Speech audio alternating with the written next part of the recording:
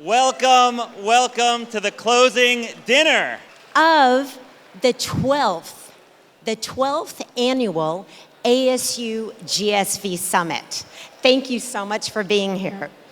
I'm Julia Rosen, Vice President of Global Initiatives for Arizona State University. And I'll be your other co-host for the evening. My name's Tyler Bosmany. I'm the co-founder and CEO of Clever. Tyler, are you grateful for anything? Am I grateful for anything? I'm grateful for a lot of things tonight. I'm grateful for vaccines. I'm grateful for hand sanitizer.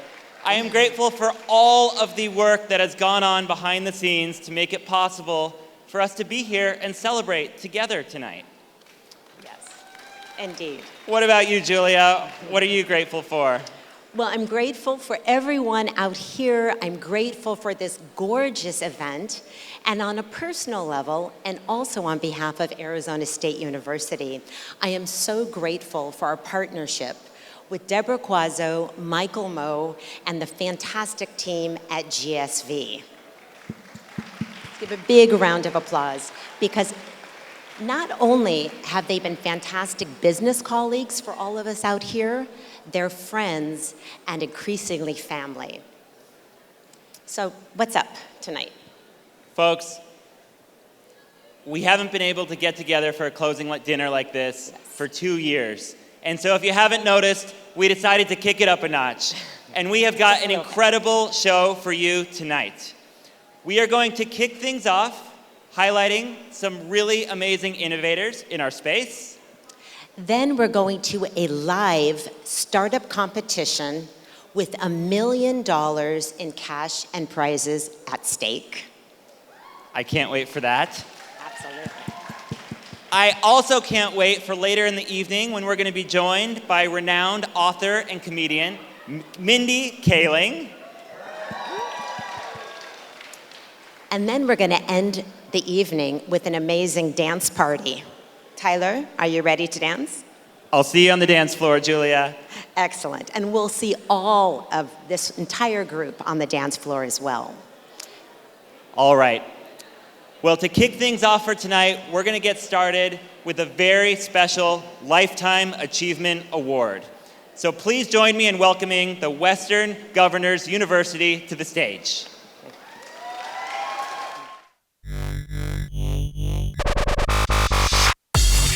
This was the middle of the 90s. Not guilty. This was very early in the information revolution. AOL was new, Netscape was coming online. We had to listen to the screech of the modem.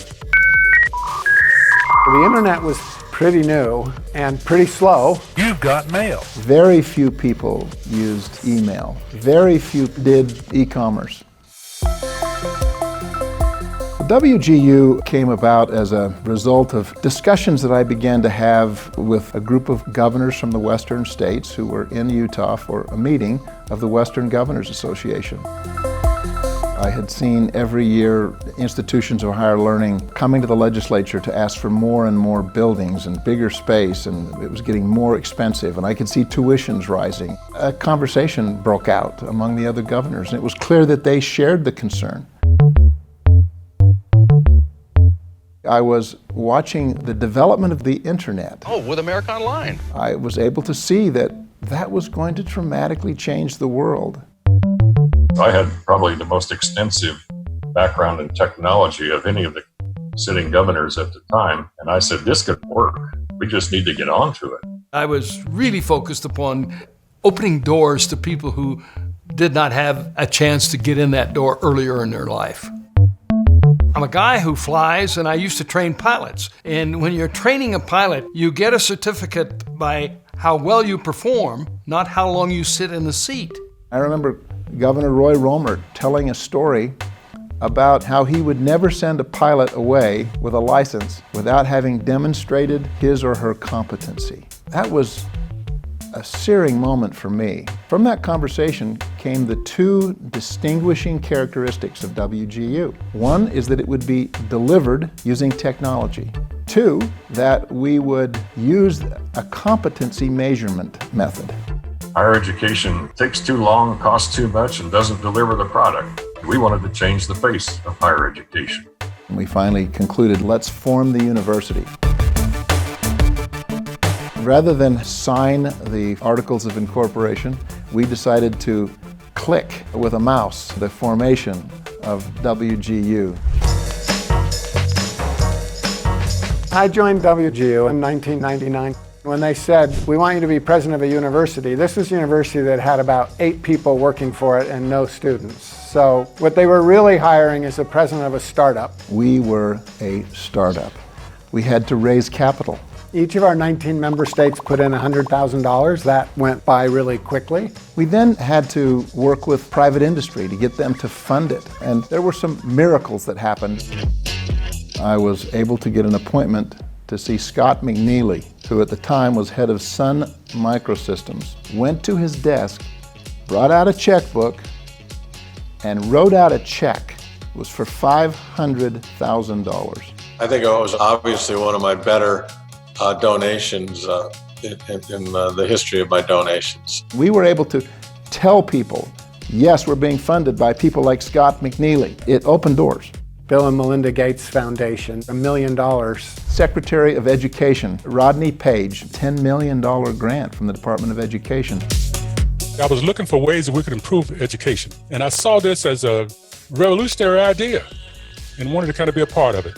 Ultimately, it cost about $40 million to create WGU and get us to the point where we were self-sustaining. There were moments when, honestly, I thought, what have we gotten ourselves into?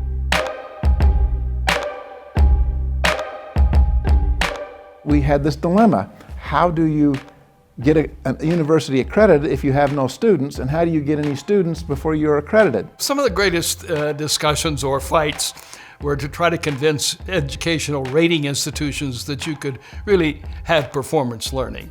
That was a shock to their system. We had to find a way to incentivize students. I raised scholarship money for 350 teachers to get a master's degree and told them we would give them the scholarship if in fact they would show the courage of enrolling and matriculating into an unaccredited university.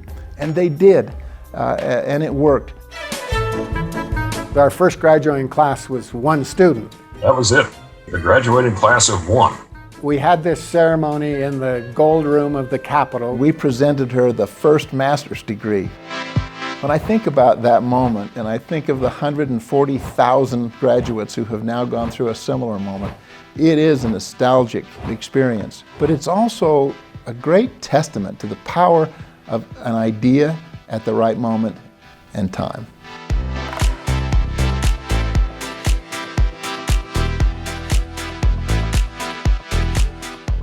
A lot of people get started and then flame out. What's mostly impressive to me is how it has continued to grow and make new milestones.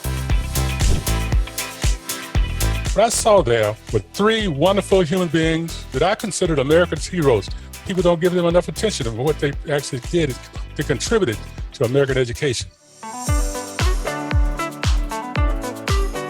WGU today is as committed to students as it ever has been. We focus on serving the underserved. We see working learners as already being the majority of individuals enrolled in post-secondary education, and this is only going to grow as we have to continually upskill for the future of work. Having education that comes to our homes rather than us having to travel to a specific bricks and mortar location seems to me just ideally suited to this transformation in skill sets that we need to have in America. With our system of measuring competencies and allowing the student to proceed at their own pace, our 4-year degree takes 2.5 years, 30 months. And at our tuition rate, that's barely $15,000 or $16,000. It's no wonder this caught on. All of us who work in online higher ed owe a tremendous amount of gratitude to WGU. They were the 1.0, the early adopters, the prototype pioneers, and without them, I don't think many of us would be here. We just need a lot more young men and women with a chance to go to college, to receive a higher education. And WGU's leadership for years is exactly on that path, which I think is much more important to our citizens, to our country, and to our country's economy. Congratulations. Thank you for your leadership.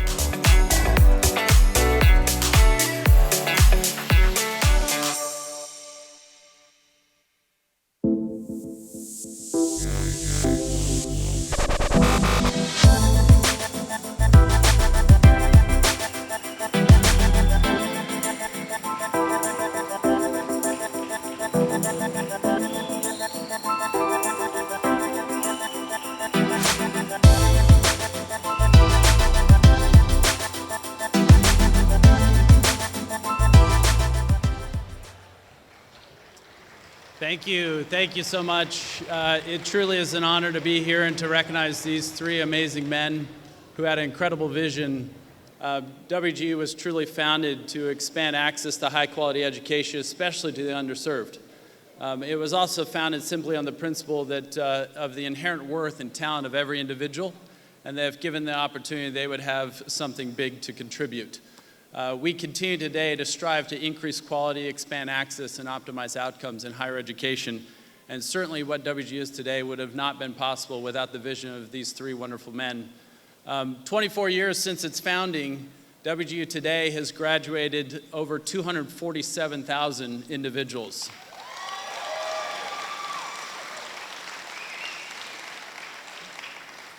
This last year alone, we've graduated over 49,000 students just in the last academic year, and it's just incredible to think about the lives that have been changed because of it. If I were to actually share with you a simple principle at WGU, it is this, is that we put the student at the center of everything that we do. And that started with the vision that Governor Leavitt and Governor Romer had. They recognized that residents of their respective states were not being served well by all the options that exist in higher education, and something new needed to exist. And it is because of these very men that we are in fact honoring this evening that the lives of individuals and their families and their children and even their children's children will be changed forever. And so we want to thank Governor Leavitt, Governor Romer, and Dr. Bob Mendenhall for being with us here tonight. It is certainly that they did more than mark time at WGU with their lives and talents, but they truly transcended it. We're also grateful to have three of our graduates here with us tonight. Jenny Kirsch, who is in fact the first graduate of WGU. As well as Chris Woods, who is with us, who graduated from our College of Business, and also Solomon, who is with us Solomon Teradesco, who is with us, who actually is a double graduate from our College of Business in both his bachelor's in healthcare management and his MBA healthcare management. He actually had to get away from work to be with us here, so we're so grateful to have these graduates with us. So we want to give a moment to Jenny to say a few words. I am WGU's alumna, but I'm not that anymore. I echo the voices of all the students. We are so grateful to these founders. We're so grateful for what they gave to us, that we could study at home and do things at midnight or 2 a.m. in the morning or maybe even 6 a.m. because it was due. But we are so grateful to them for their vision, for their nobility, for their endurance. We are one of many, and we thank you all.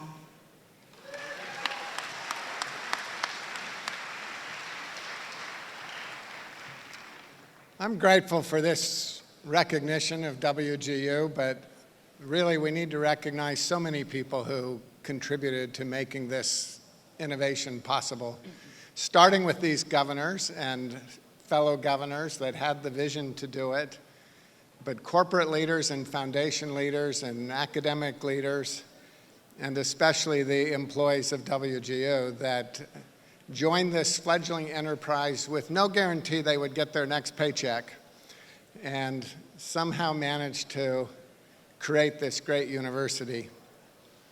I would just remind everyone that the greatest recognition is emulation, and we hope that many of you here will adopt some of the innovations that were first pioneered by WGU, as we hope it will expand in higher education and K-12 education generally. Thanks again for the recognition.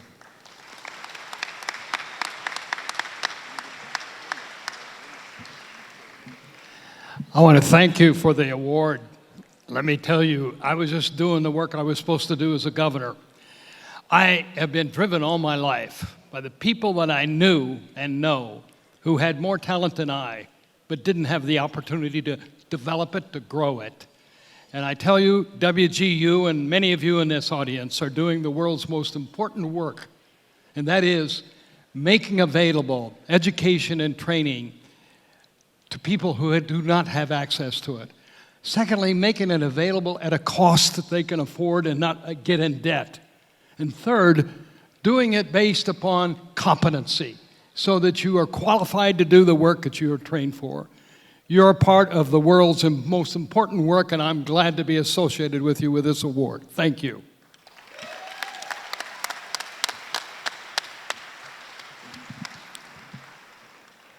My gratitude is deep, but my aspirations are high. And my aspiration for tonight is that all of you will have heard the basic principles of WGU espoused enough that they will be internalized. Competency, the capacity to apply knowledge, is a fundamental principle.